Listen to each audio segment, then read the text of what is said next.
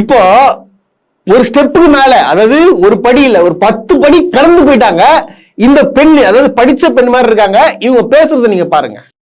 Hi மக்களே, முடிஞ்ச வரைக்கும் இந்த வீடியோவை ஷேர் பண்ணுங்க. அன்டில் விஜய் பாக்குற வரைக்கும். ஏன் இப்படி சொல்றேன் அப்படின்னா, அவரோட வாய்ஸ் அவர் எலெக்ஷனுக்கு வராருன்னு அறிவிச்சதுக்கு அப்புறம் உலக நாடுகள் முழுக்க முழுக்க விஜய் யாரு தளபதி விஜய் யாருன்னு பேசப்பட்ட ஒரு மாபெரும் தலைவர் தான் தளபதி விஜய் அவர்கள். சோ இப்ப ஈரான் இஸ்ரேல் அமெரிக்காவுக்கு நடக்கிற போருக்காக அவர் குரல் கொடுக்கணும். இப்போ இந்த பொண்ணு பேசுறது கேட்டா இப்ப எனக்கு என்ன பண்ணணும்னு தோணுதுன்னா, தள்ள ஆச்சிக்கணும் போல இருக்கு. இப்ப நீங்க கேப்பீங்க, நீ ஏன்டா வந்து தலையில ஆச்சிக்கணும், வேற என்னங்க பண்றது, தமிழ்நாட்டுல நான் பிறந்துட்டேன், அந்த பொண்ணு தமிழ்நாட்டுல பிறந்திருக்கு, இந்த மாதிரி ஒரு தற்கொலைகளா இருக்குது.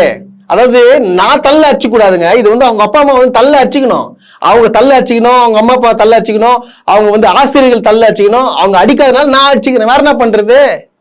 இது அசிங்கமா இல்ல? இந்த பொண்ணு சொல்லுது பாருங்க, அதுவும் கண்டிப்பா டிகிரி எல்லாம் படிச்சிருப்பாங்க போல. இந்த போர் நடக்குது பாத்தீங்களா, அது வந்து விஜய் குரல் கொடுக்கணுமா? அது எதுக்குன்னா, இந்த விஜய் வந்து அரசியலுக்கு வந்த பிறகு தான் உலக நாடுகள் எல்லாம் வந்து விஜய் பத்தி பேசுறாங்களாம்.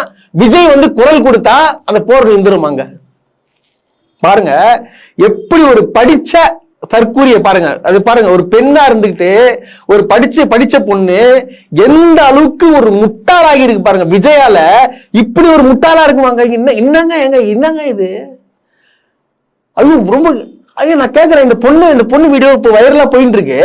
இந்த வைரல இந்த வீடியோலாம் அவங்க ஆசிரியர்லாம் பார்ப்பாங்களே, அவங்க வந்து கேட்க மாட்டாங்களா? போன் பண்ணி என்னமா நீ என்ன அசிங்க பத்திரியான்னு கேட்பாங்களா மாட்டாங்களா தெரியல எனக்கு. இது